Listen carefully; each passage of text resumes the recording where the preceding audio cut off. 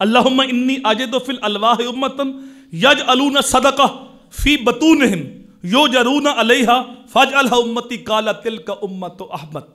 باری تعالیٰ میں نے ایک ایسی امت کا تذکرہ پڑھا ہے وہ صدقہ اپنے پیٹوں میں رکھیں گے، صدقہ کھائیں گے خود۔ اس کی مثال ہم عید قربان پہ دیکھ سکتے ہیں کہ یہ قربانی انسان کرتا ہے تو گوشت بھی خود کھاتا ہے اور ثواب بھی خود ہی پاتا ہے۔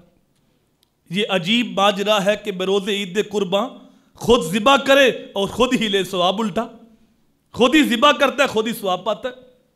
پچھلی امتوں میں اگر کوئی قربانی پیش کرتا تو وہ اس کا گوشت نہیں کھا سکتا تھا، اس کو ایک کھلی جگہ پہ رکھ دیتا تو بجلی آتی اس کو جلا کے راکھ کر دیتی، تو جس کی قربانی کو بجلی کھا جاتی اس کی قربانی قبول ہوتی، اور جس کی قربانی کو بجلی نہ کھاتی تو برے زمانے میں وہ رسوا ہو جاتا کہ یہ اتنا نکمہ ہے کہ مالک نے اس کی قربانی قبول نہیں کی۔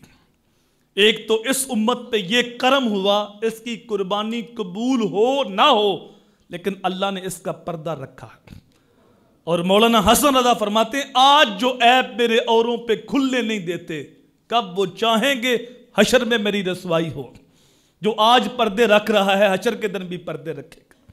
تو ایک تو اس کا پردہ رکھا گیا اور دوسرا خود ہی کھاتا ہے اور خود ہی ثواب پاتا ہے۔ کہا باری تعالیٰ وہ امت میری امت کر دے، قالا تلک امت احمد، کہا وہ تو میرے پیارے احمد کی امت ہے۔